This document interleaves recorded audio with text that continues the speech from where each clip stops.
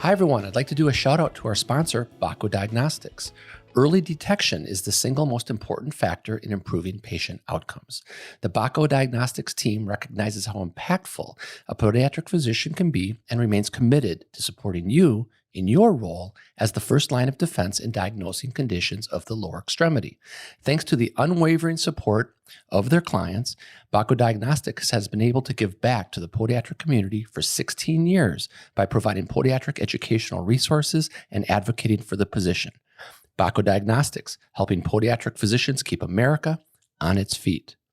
If you have not yet had the opportunity to utilize Bako Diagnostics services, get started today by sending an email to corporaterelations@bakoddiagnostics.com. The first 50 podiatry offices who request a starter kit will receive a Dean's Chat mug. Hello, everyone. Welcome back to Dean's Chat, where we discuss all things podiatric medicine. My name is Dr. Jeffrey Jensen. I'm the Dean at the Arizona College of Podiatric Medicine and host for the Dean's Chat podcast. Once again, I'm with my co-host, Dr. Joanna Richey. Hi, Joe. Hey, Jeff. How you doing? I'm doing well, Joe. I got cleared yesterday to drive after having my knee surgery. Right. So I'm getting back into the flow of life again. Fantastic. How about you? What are you up to? Started back in school. Oh, sorry. We have curriculum night tonight. And I have to tell you, it has just been like a mad whirlwind of getting back into the routines. And so busy. So they have curriculums for the parents to share with the parents for these kids in elementary school. Yeah, second grade. We have very legit homework and things in second grade. But it's been good. It's been good to be back. But my older daughter, there's a whole bunch of new stuff happening. So we gotta get on it. Very good. Well, Joe, we have a phenomenal guest today joining us from Houston, Texas, Dr. Michael Radcliffe. Dr. Radcliffe, welcome to Dean's Chat. Hey, thanks so much for having me. I appreciate you guys giving me the opportunity to join you. We're glad you can join us. And we're very informal on Dean's Chat, Michael. And if it's okay, let's go first names, Michael, Joe, and Jeff. Sounds good. All right, well, let me give you a little more formal introduction. So Michael and I met when he did grand rounds at the Arizona College of Podiatric Medicine a couple months ago. And Michael was here in Arizona participating in the Phoenix Foot and Ankle Institute Fellowship with Dr. McAllister. You were here for a year in Phoenix, and that was after you spent 3 years as a resident at the University of Florida. And you were a graduate of the Des Moines University College of Podiatric Medicine and Surgery. And so we're excited to get you on Dean's Chat. You gave a phenomenal grand rounds presentation. And I reached out right afterwards, Joe. I said, hey, Michael, we need to get you on Dean's Chat. Yeah, I really appreciate the opportunity to give that presentation. And thank you for the feedback on it. I was excited to get some positive notes. And yeah, to join you guys is a pleasure. Well, thank you. So, Michael, you just made the move from Phoenix, hot and dry, to Arizona, hot and humid. You're getting ready to start practice at the Foot and Ankle Centers of North Houston. A couple things I'd like to kick it off with. Let's talk about the fellowship, because it's a hot topic in our profession, right? We have students. Joe and I are always talking to students about, where do you want to do your residency? Do you want to do a fellowship or not? So we're always curious, and it's always fun to get young practitioners on Dean's Chat to talk about their journey to this point. How'd you go about desiring a fellowship, and what was it like to get one? And we'll talk about more about it as we go. Yeah, that's. I think my journey towards doing a fellowship was maybe a little bit less typical than my peers, where majority of the ones that I talked to knew they wanted to do a fellowship from even when they were doing clerkships or right at the beginning of residency. For me, it was kind of a back and forth battle for year and a half or so, just like, do I need it? Do I not? What do I want to get out of it? Do I really want to do this extra year, go through the hassle of moving, reestablishing, and, delaying practice for another year? But when I got down to it, spoke with my mentor, spoke with residents that had graduated from my program, some that did do fellowship, some that didn't, to get a sense of, all right, well, if they came out of the program that I'll have trained at and they feel one way or another, that information is really useful when it comes to knowing what I can expect at the end of it all. So when I got into the kind of thick of researching fellowship programs and finding out what areas interest me, what parts of the country will and won't my wife live, that was a main driving factor. But I think it was just something that when I was still on the fence, my wife asked me an important question. She's like, "Why do you want to do this?" And I had kept trying to look for other reasons that everybody else wanted to do a fellowship, and that kind of made me look in the mirror and say, "Okay, what do I really want to get out of this?" And that was what kind of ultimately helped me make the jump and say, "All right, I want to apply for fellowship. I'm looking for." Not just being, good at things, but I want to be great. I want to be, at the top of my abilities, and I want to work with some of the best in the profession to hone my skills, add to the tool bag when it comes to surgical techniques, and also get some additional exposure to the private practice side of thing and clinic billing, coding. And I'd constantly heard that fellowship was a way to kind of give yourself almost this 3 or 5 year head start going into practice, because it is kind of throwing you in there. And I really loved the idea of that, and made the call, made my short list of programs, and kind of went through the application process, and was fortunate enough to land the spot with Dr. McAllister in Phoenix, and loved every minute of it. That's fantastic. Joe, we talk to students every day. I was meeting with a student today who's looking at clerkships and future residencies. And one of the topics again came up, are you thinking fellowship? And she said, absolutely. What are your thoughts? Yeah, this is the time of year, right, where they're starting to figure out externships. And so all these things are starting to surface. And I like what you said there, Michael, about really getting down to the why for me, because no one can tell you that. You can list all the reasons of the shoulds, or these are all the reasons why maybe it's favorable. But until you really get to your own personal, what's the end point for me? What is it going to do for me? It really is hard to kind of be all in.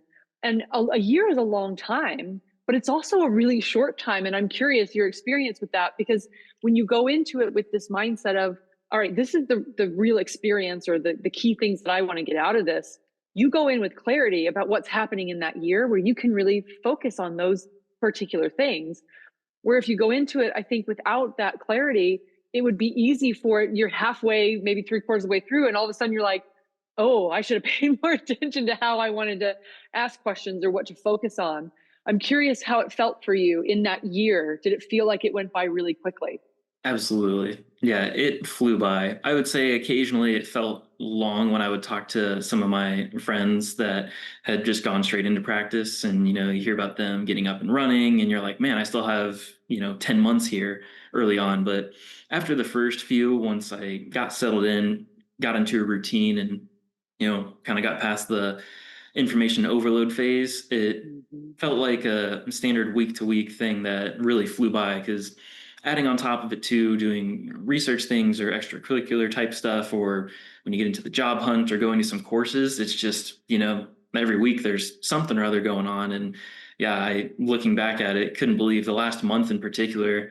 A team at a particular surgery center was like, "Hey, how long you got left?" And I was like, "Oh, wow, it's already a month left. That's it." Yeah. And then before I knew it, it's a week left, and this is my last day. So yeah, it goes by very fast. The beginning is, I'd say, the most challenging, just like with starting residency or a new job. But I was fortunate to have fellows before me and my attendings really help out and set me up for success. That's excellent. Michael, there's going to be a lot of residents watching this episode, right, that are contemplating fellowship. And when you said that you had information overload as a fellow, I'm sure some residents are sitting back thinking to themselves, wait a second, how could he possibly have information overload as a fellow? What do you mean by that exactly? Because in theory, 3 years of residency should allow for information intake, right? And so for you to say you had information overload, I'm curious as to that transition and what that means exactly. Yeah, several things. One is just you're in a new practice, you're working with new doctors, just like in residency, you kind of have at some programs that first year, second year, third year tiers almost of like who you get to work with. So there's always that first time, every attending has their peculiarities. They like the patient positioning one way, they like their dressings one way. I had some attendings that would say like, oh, I never use Met scissors. You're doing pick up a knife dissection only. So, although it's a small thing, it's just still my whole thing was trying to do it their way, not trying to be like, well, I learned all these ways. That was one thing that Dr. McAllister told me when I started that I really took home throughout the year. He was like, I know you've learned all these things over the last 3 years, and I know some of the guys you trained with, but what I'm asking you is not to forget all that, but just kind of put it on the back burner, learn our way of doing it, and then once the year is over, you can pick and choose. So that was just one aspect of it. It's also learning all the different facilities you go to, the different EMR systems. I was in an academic institution for residency, and it was Epic all the way. And then when I got here, it's like, oh, one of the places uses Epic, and then there's 3 different EMRs, and then there's a couple others for these surgery centers. And so, another one for the clinic. That's one aspect of it too. Learning your new day-to-day responsibilities, where in residency, it was a lot of, okay, you're on call, you're doing notes and orders and that type of stuff. In my fellowship, at least, we didn't formally take call, so that wasn't a part of it. But the, note writing was spoiled. We had a scribe, but then the whole billing and coding, that was largely my responsibility. So every little thing that you think in residency, and you're like, oh yeah, no, I've had some exposure to this and that, and fellowship, at least in my experience, a lot of that did come in handy, but it was still just learning a whole different style and way of doing those things. So I think it'll be, another similar thing almost for going into practice formally with another different EMR system, new facilities, even just knowing where's the OR, where's the cafeteria. Those are, high points, obviously, of any facility in my mind, but it's just, I think, part of the process. And, you go through it, you get through your first month or two, and you're like, okay, now I know where I'm going. I know what I'm doing. You meet some of the staff, and, even though as a student, you feel like you have all eyes on you in a room, in the OR in particular, where the nurses are looking at you, the scrub techs looking at you saying, who are you? What are you doing here? It doesn't stop in residency, and it doesn't stop in fellowship. So just a heads up to, those that are going through that process. You always kind of have to earn your stripes and earn the trust of those you work with. So absolutely. And it's easy to get comfortable too. yeah. And Joe, in your case in point for you, you moved around in practice, and then you came into an academic setting. Everything's different. Yeah, and I appreciate what you said there, Michael. What's nice about having multiple different learning experiences is you start to find similarities and patterns, and like, what are the pain points in this EMR? How do I where am I going to get hooked up or stuck? Or, what, when I've used this other EMR, there's some smart phrase or something that I can do that makes my life easier. Does this system have something like that?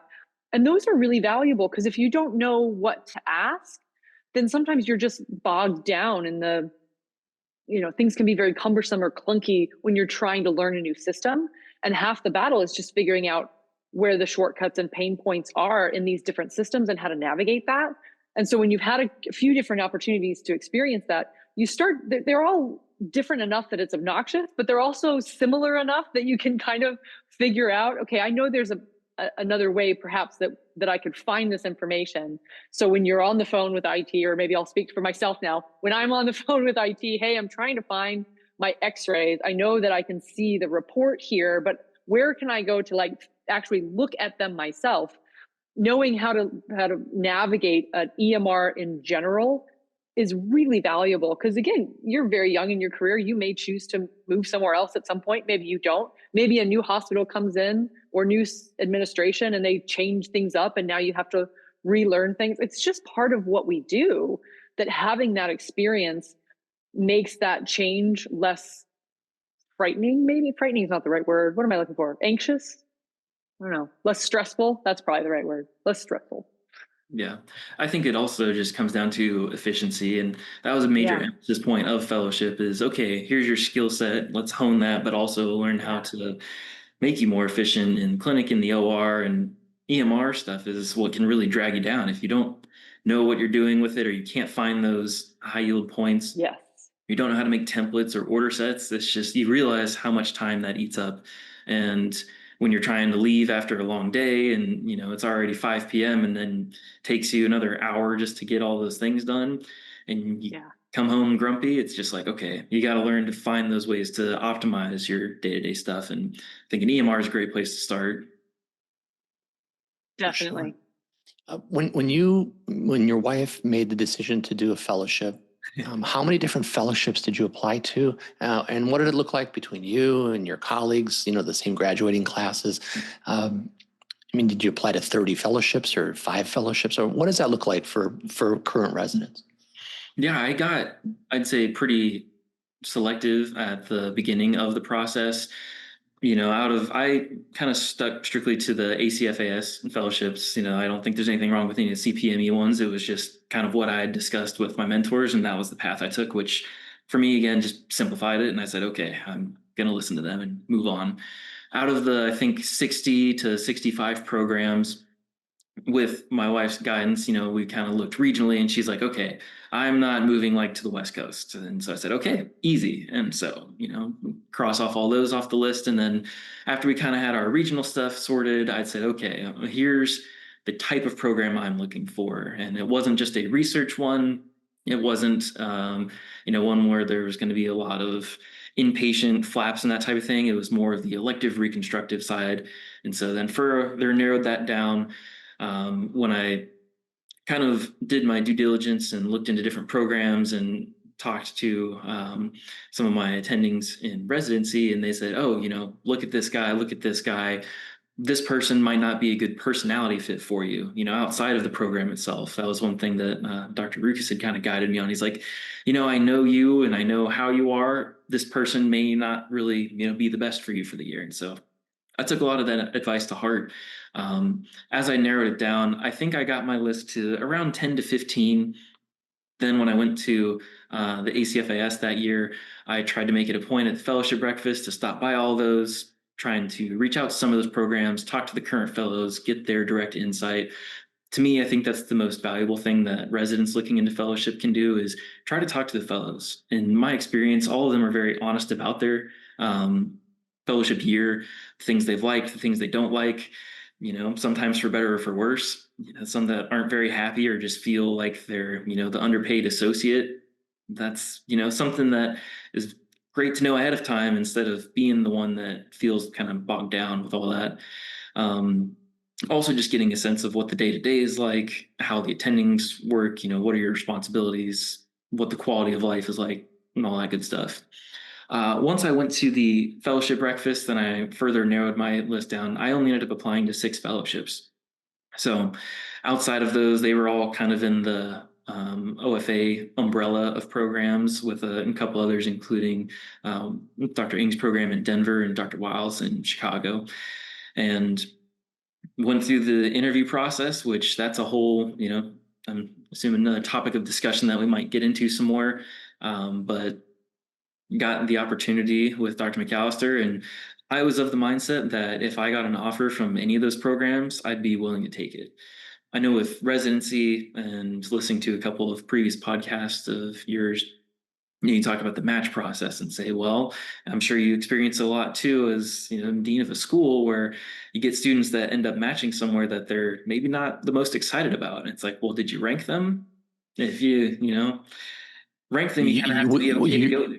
You're explaining the life we live. Absolutely. Yes. So I think that's something that when you're looking at fellowship programs, I know some residents go into it with the mindset of, I just need a fellowship program. I want to be fellowship trained. I want that accolade and prestige that comes with that, no matter what the program is. And, I think there's some good and some bad to that. I was more of I know what I want to get out of fellowship. I kind of have my list, and if it's not meant to be, then I'll go into practice and use what I have, maybe not take on some of the cases that now I feel a lot more comfortable taking on, and I'd be okay with that.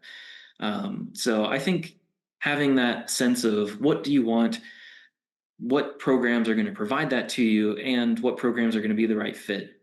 You spend a lot of time with your attendings, at least in a program like mine, where there's only really 4 core attendings, and I spent 2 to 3 days every week with Dr. McAllister, and some of those days, long days and stressful days. And I got the sense that, we would get along really well, and it wouldn't be, kind of dragging my feet going into work after those days. It'd be more of no, I'm looking forward to this. I know we're going to get through the day, and, it'll be productive. We'll do some good work and learn some things, and, just kind of keep going throughout the year. I think the personality match when it comes to fellowship gets often overlooked, But, you know, when you're spending that much time with one person, you at least need to have some sort of, chemistry to make that worthwhile. Absolutely. Chemistry is so important. And you mentioned, and because you mentioned it, I think we should follow up on it, the actual interview process for fellowships. How did you find that differs from residency interviews, or Joe, any other aspects of the interview you want to ask about? No, I was very much curious too, to piggyback and on that personality comment. It's so wonderful to have a mentor who's willing to be really transparent. And when Dr. Rukas had some of those discussions with you, like, look, I know you, I know your personality, I know what, kind of fires you up and the things that maybe don't, and helping give you parameters around that. What a gift that was to help save, because especially when I agree, I think so much of a fellowship, especially when you're really working one-on-one with these people for a solid year, which is very different than a residency program. If you don't have a good match, that could turn into a very different experience than if you do. So I would love that lens when you're talking about the interview experience, and how did you factor some of that stuff in that you and Dr. Rukas had talked about? Yeah, it's advice and mentorship that I'm extremely grateful for then and now, and will be for, I think, the rest of my career. But when it comes to the interview process, like I said, being selective ahead of time, and I was fortunate to interview with those 6 programs that I applied to. The main differences between fellowship and residency is that it's not centralized. So you don't have your Casper Crip deal where it's one, maybe 2 interview weekends, and there's a set date where you submit your rankings, they submit theirs, and you have your match day. The fellowship process, which hopefully in the years to come will become a little bit more, at least standardized, maybe not centralized truly, where it's a one location type of deal, but where there's a timeline of, okay, May 1st, that's when applications get submitted.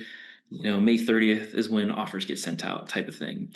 There's some more that we can talk about later just about that whole process. But with the interviews themselves, for me, they were a mix of, some were purely social. I visited Dr. Cottom's program in Sarasota, and he's like, yeah, just come spend the day with me in clinic and with my fellow, and then in the OR. And that was it. And we sat there and we talked, and he was mostly just like, so man, like, what do you like to do? What things interest you, like, outside of podiatry? And then, a couple of questions here and there about cases of like, hey, here's this case that we saw and we put our heads together. What do you think of it? So a combination of just getting to know you, again, for that kind of personal chemistry aspect. If they ask you your favorite movie and you can't come up with one, it's like, all right, what's this person do in their free time? Or, are they somewhat normal? I think The Wizard of Oz. Yeah, there you go. But it's just trying to see, is this going to be a match for that year? And then from a case review standpoint, some of those more informal ones where they just throw up an x-ray and say, all right, what do you think? Or what are you guys doing in residency with the guys that you've trained with? And get a little bit of a sense of your thought process and how you go through that. I think that also lends to, how are you going to be when they try to teach you stuff? Are you going to be set in your ways, or are you going to be kind of, this flexible mold that they can try to help shape throughout the year? With the kind of somewhat centralized interview that the OFA programs held the year that I applied, which was great, and I know they've kind of tried to replicate some of that in the following years, although it's been a work in progress.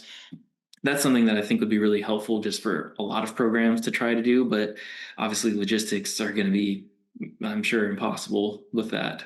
But when it came to interviewing, one thing that when I've had residents ask me, how can I prepare for an interview? What can I do to try to appeal to these fellowship directors?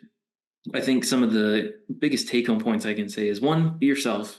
You don't want to have to try to fake, this relationship for a year and make that part of the struggle. But 2, try to look at the programs. What are their interests? With Dr. McAllister, for example, he loves total ankle replacements. It's probably one of his favorite surgeries of all time. He's published lots of things on it. And he also is, well researched and well published in that field. So when you're looking at, for example, that type of program, look at what the directors have published on before, find their topics of interest, be able to discuss those things in an interview. The one question that Dr. McAllister asked me during my interview with him that caught me off guard is like, so what do you read?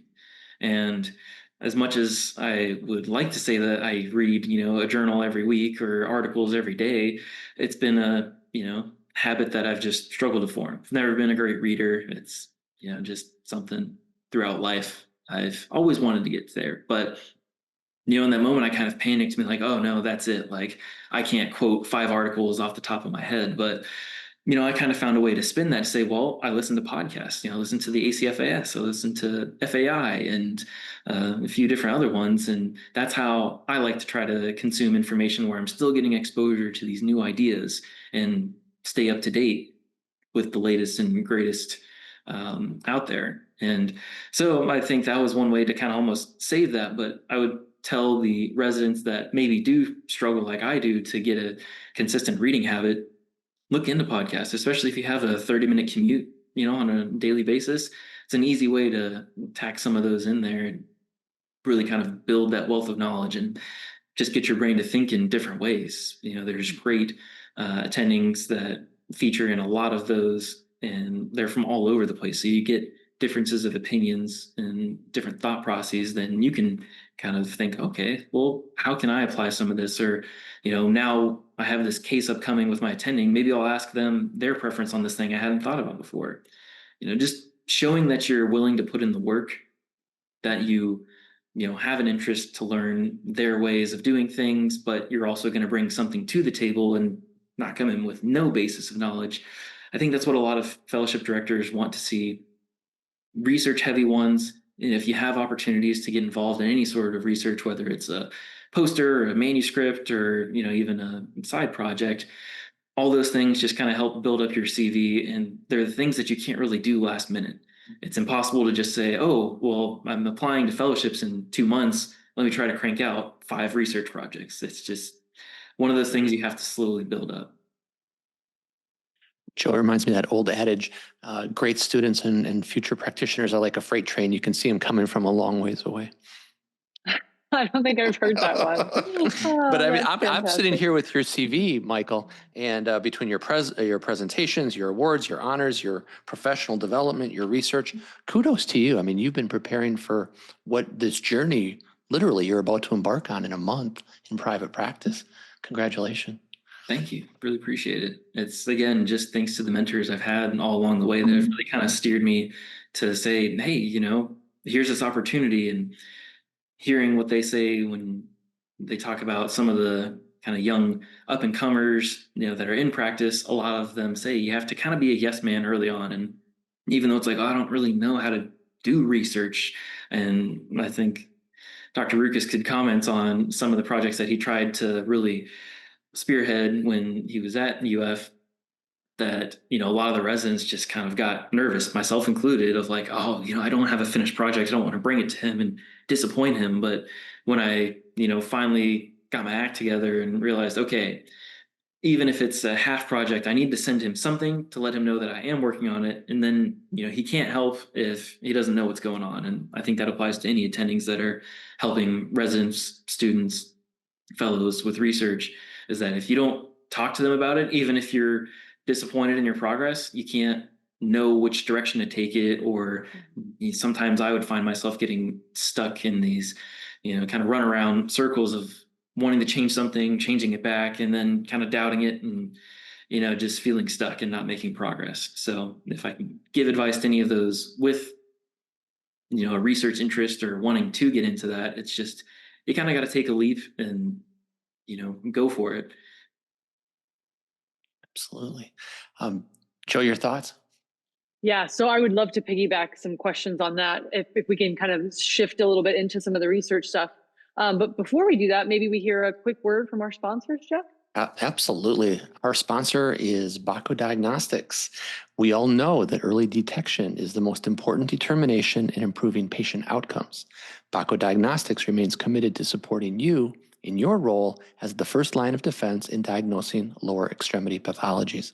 Bako Diagnostics, helping podiatric physicians keep America on its feet. Michael, I'm sure you've had been a part of the BACO workshops. We had one this week. Dr. Shearer flies to Arizona every August, like the first or second week in August, and does a whole biopsy workshop for our students. And I always tell them, like, Dr. Shearer, why don't you come out here like in March or February or November? But it kind of fits into our dermatology course. So kudos to BACO. They've given a lot to our profession, whether you're student, resident, practitioner. So, Michael, I'd love to jump into some of that you'd started to touch on.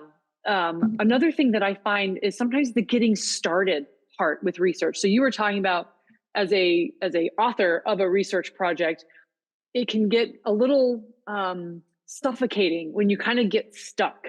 And having that fresh set of eyes can be so valuable of just helping like push you in one direction, or maybe open a window to something you're like, I hadn't even thought about that, or including that, or that application of this. But when you started some of these projects, because that's often, especially at the student phase, where they just feel like, I don't even know where to begin, right? So what advice would you give about starting a project?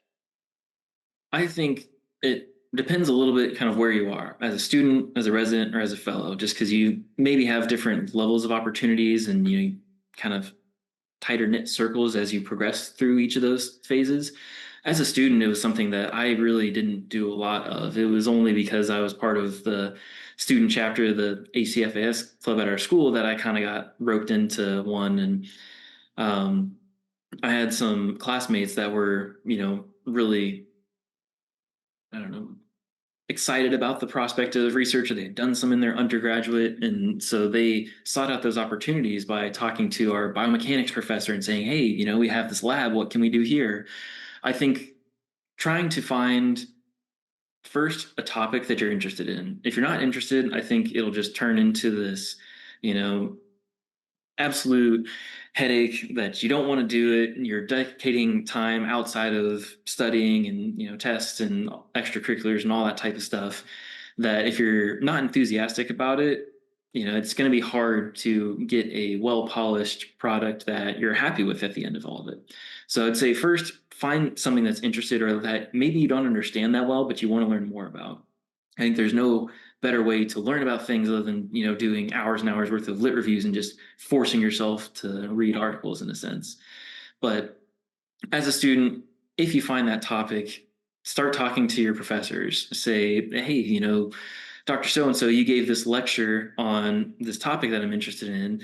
Any chance you would be interested in trying to help me with getting some research done on this topic? And just opening that door. And, I'm sure there's most of the attendings that are, in the educational setting would be willing to do that.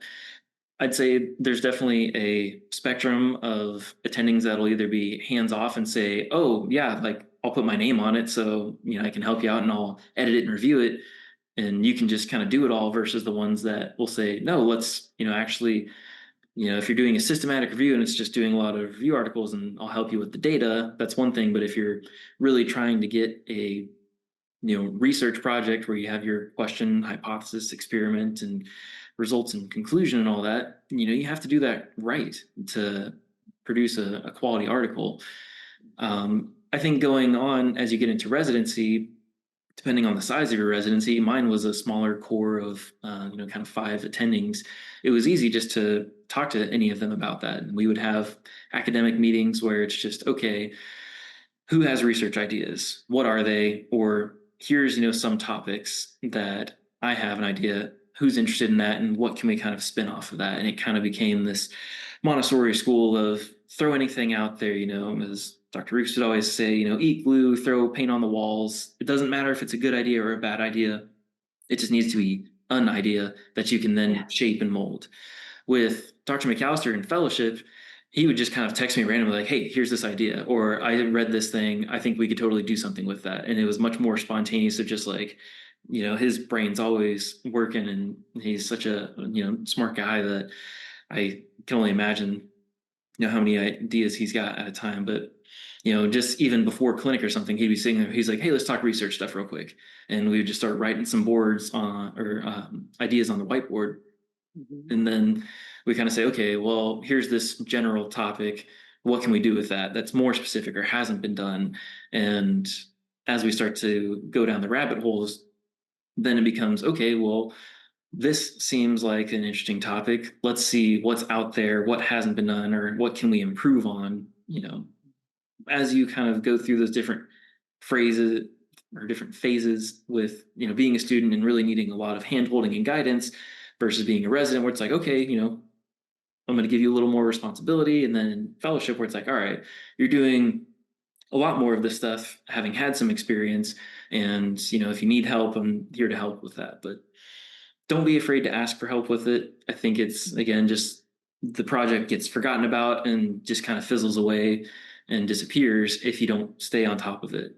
It's not something that's going to get done in a week. And especially as your schedule gets busier and busier, school feels busy, and then you get to residency and residency feels busy. And then, each step of the way, there's just new challenges kind of in a different flavor. So carving out those times can be tough. It often ends up being at the end of the day, on the weekends. It's not the most glamorous thing, but if it's something that you're interested in and, want to try to contribute to the field or get your name out there to then turn into opportunities to maybe lecture, and, you're now a peer-reviewed literature publishing, expert on the topic, that helps go a long way.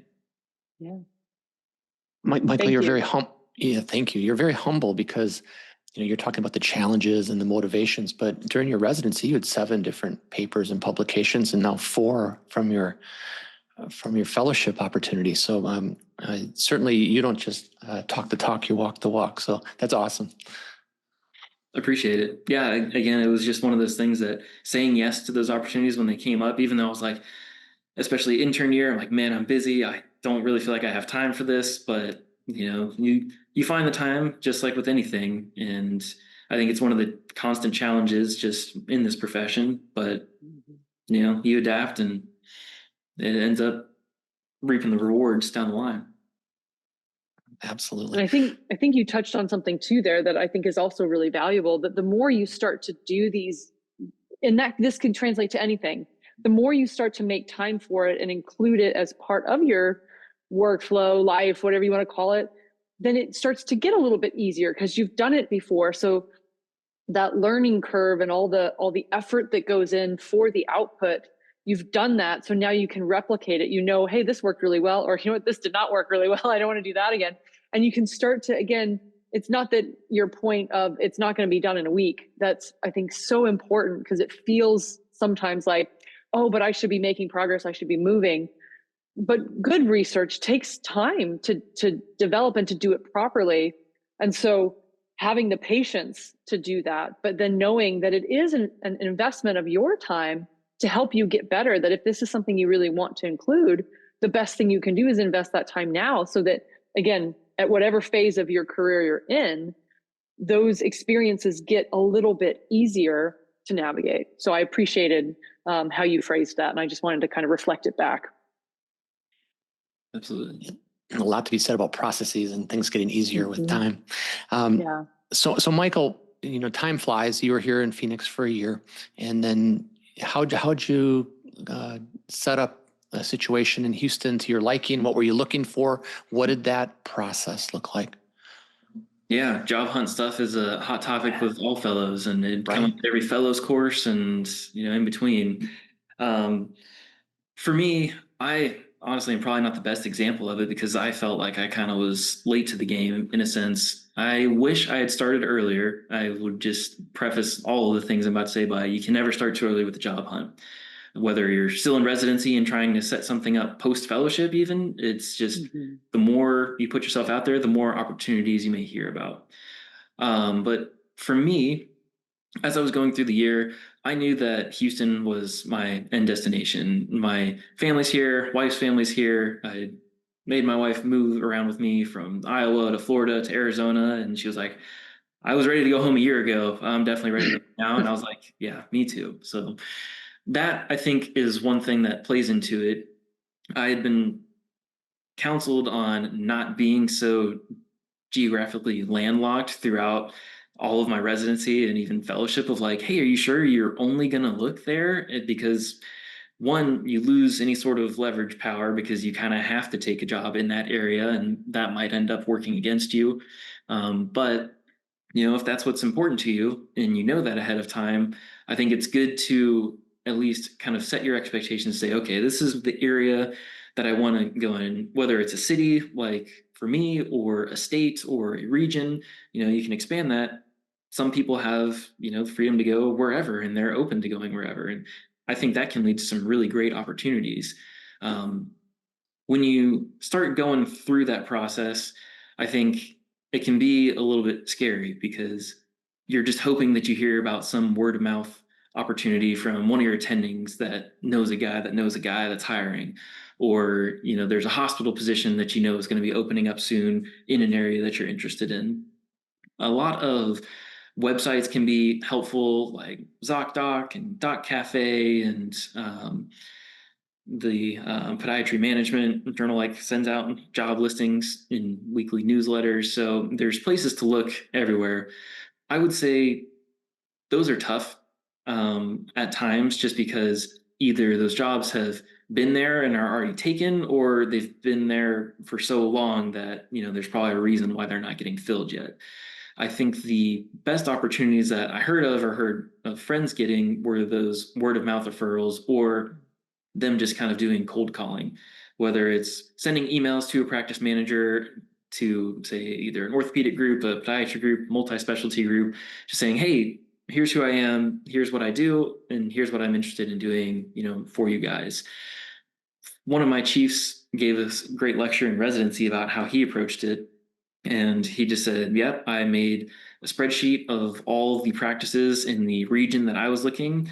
I found whatever phone number, email that I could, and I just started sending out my CV with a cover letter, or leaving my name and number with the practice manager, and waited.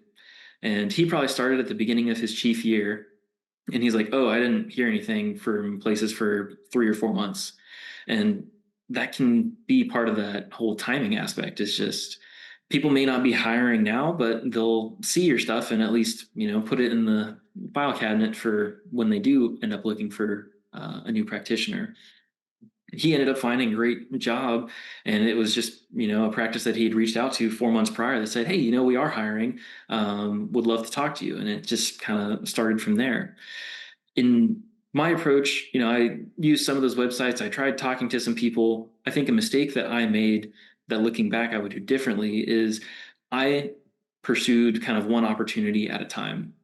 I would hear about something that sounded exciting, because almost any job opportunity sounds exciting when you've never had, an attending level job before.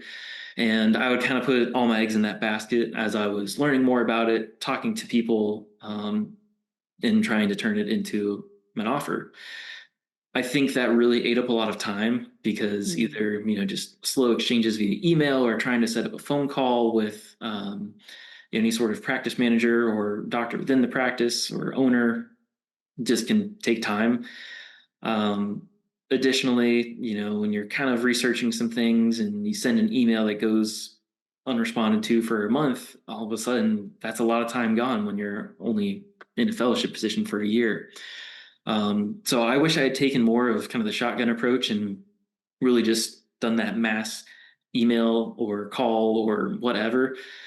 When I feel like I started gaining a little more traction was, one, I was fortunate to have a good friend and, classmate of mine that did residency in Houston and knew a lot of the docs, and was able to say, hey, here's this guy that I know is going to be hiring, or here's this guy you should reach out to. And so that turned into, some discussions here and there.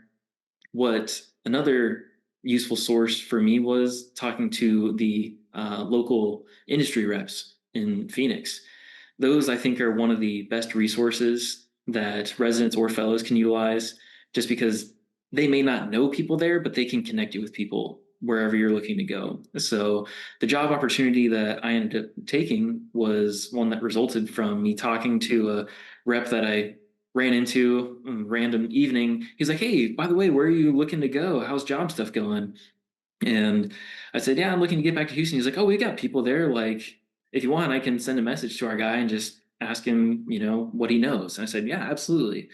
So next day he texted me, said, hey, this guy said this group is hiring, and, if you want, I'll send him your CV. And, that kind of just blossomed into the opportunity that, I ended up taking. So I think that again, just kind of speaks to, you can never have too many, networking opportunities, whether it's attendings, classmates, doctors that you shadowed way back when, family members even that might know a doctor that knows a doctor, or industry reps, or websites.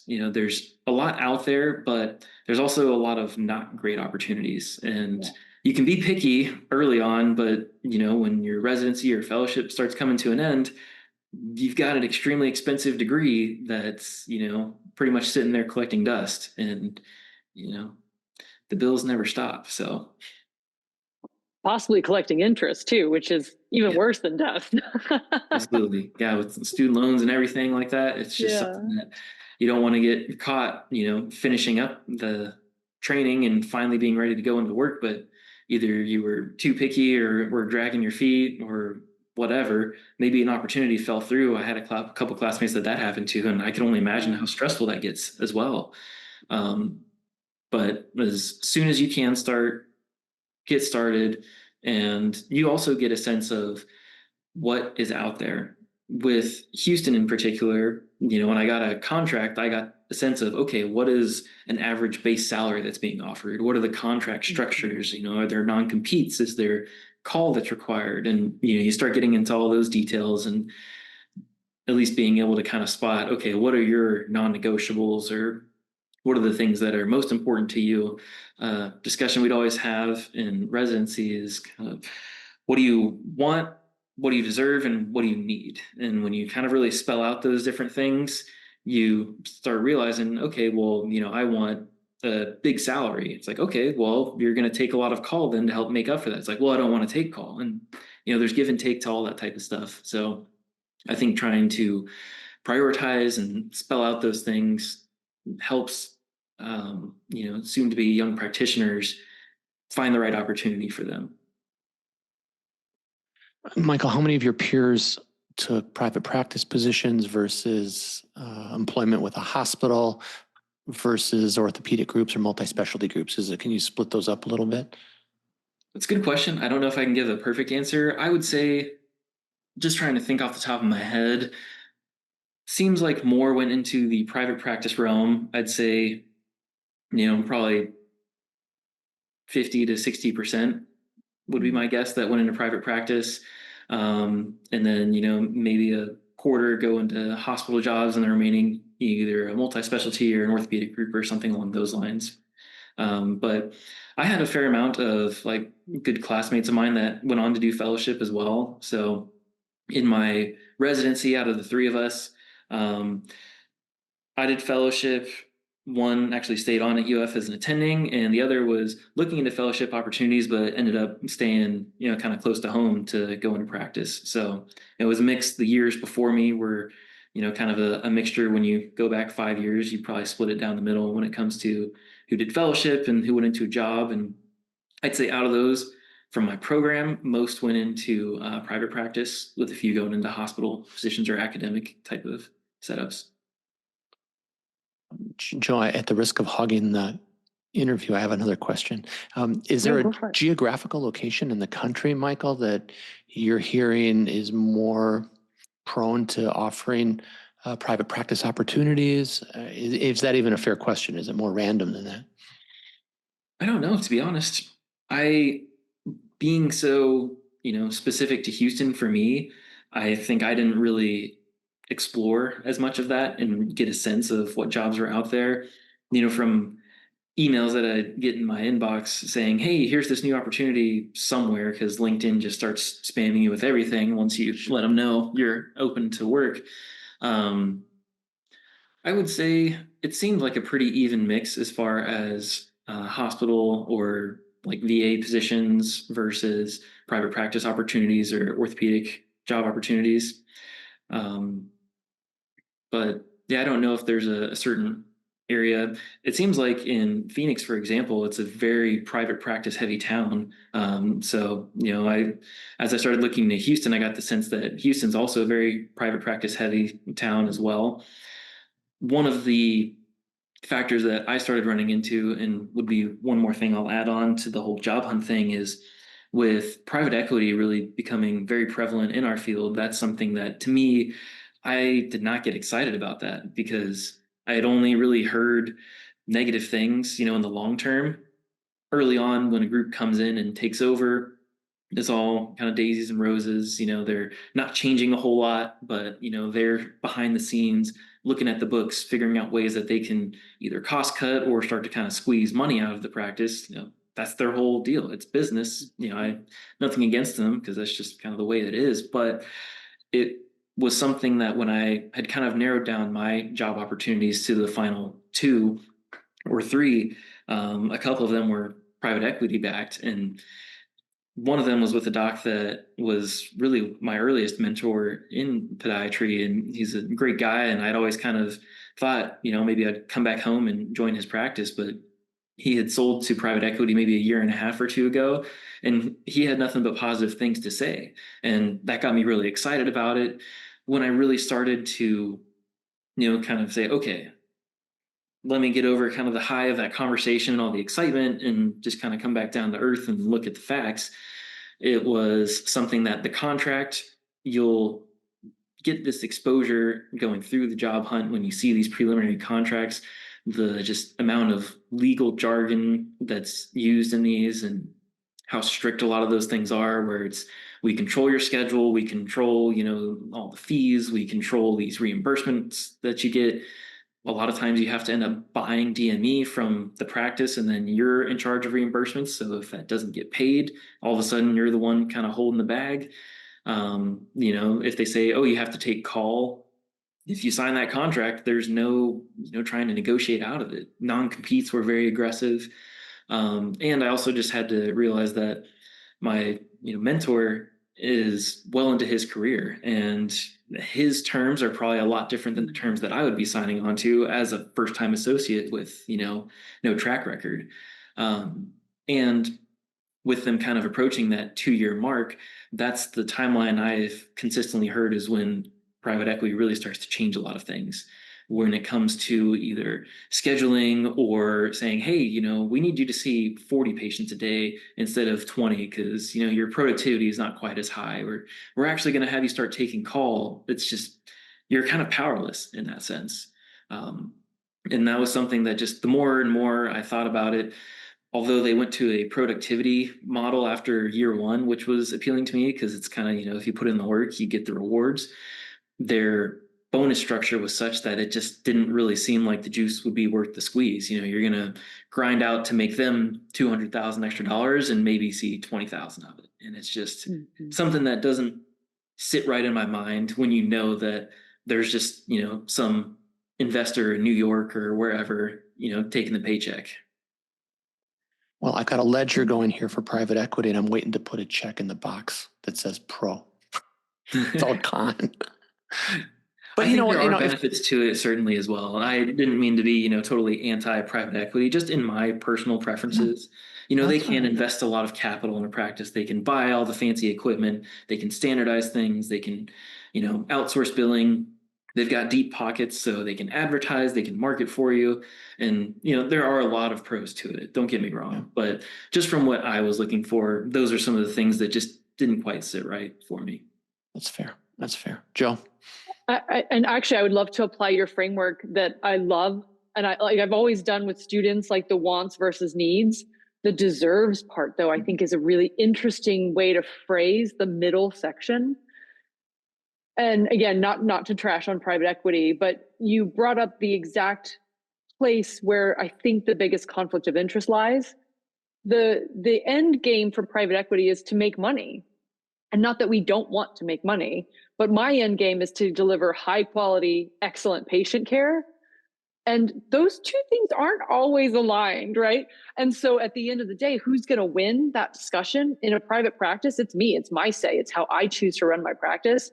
When it's private equity, I think you brought the exact place where people are running into that dichotomy or dissonance, where they're feeling this like divide, is you don't get that say. It is being kind of, those decisions are being made by non-physicians behind closed doors, and you are the byproduct, side effect, trickle down effect of it. And I'm with you. I'm not saying that they're 100% bad, but I think there is a lot that is starting to bear out in some of these affiliations and agreements. And I have a lot of skepticism around the value that private equity can bring when we have very different alignments sometimes. Yeah. And I'll leave it at that. Well said, Joe. Well, it's interesting because we could have these discussions. These are all the hot buttons. Everything we've talked about in the last hour are hot buttons for our students that become residents, and then they go to fellowship or not, and then they go into the workforce. Do you start a practice? Do you join a hospital? All the things we discussed. Michael, your insights are phenomenal. And what would be cool would be to follow up in a year and just see how things are going and get you on another podcast. Because we could go for another hour, but we're running out of time a little bit. Yeah, I'd love to. And it's a pleasure to, have the opportunity to join you guys for this. And hopefully, I was able to share something and not just kind of word vomit all over the place. But I think it was full of pearls and excellent advice for residents and students alike. So thank you. Michael, we're going to send you a Dean's Chat cup. You're going to need probably a little caffeine to get you going in the morning once in a while. Absolutely.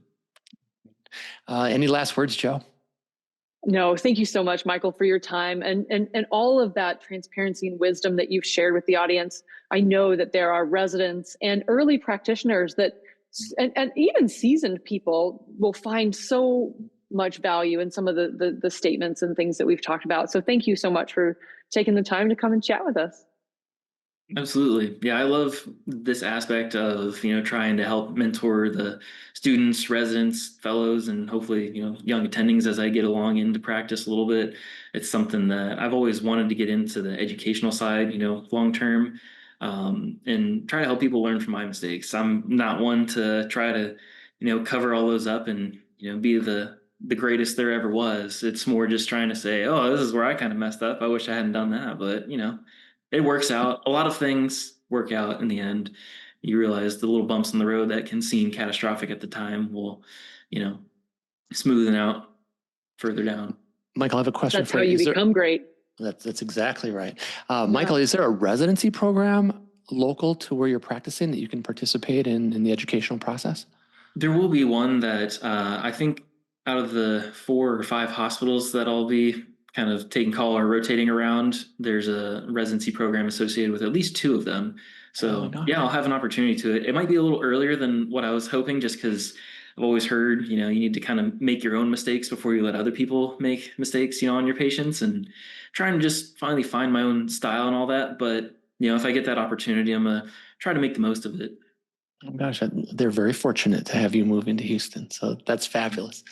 All right, everyone. Well, to all of our listeners, if you're listening on Spotify or Apple, please give us a 5-star rating or perhaps leave a comment. And if you're watching on YouTube, we'd love for you to become a subscriber. Joe and I will continue to bring you leaders in the profession, young leaders in the profession, extremely well-trained young leaders in the profession, like Dr. Radcliffe. Thanks again for joining us today. Cheers, everybody. Bye-bye. Bye-bye.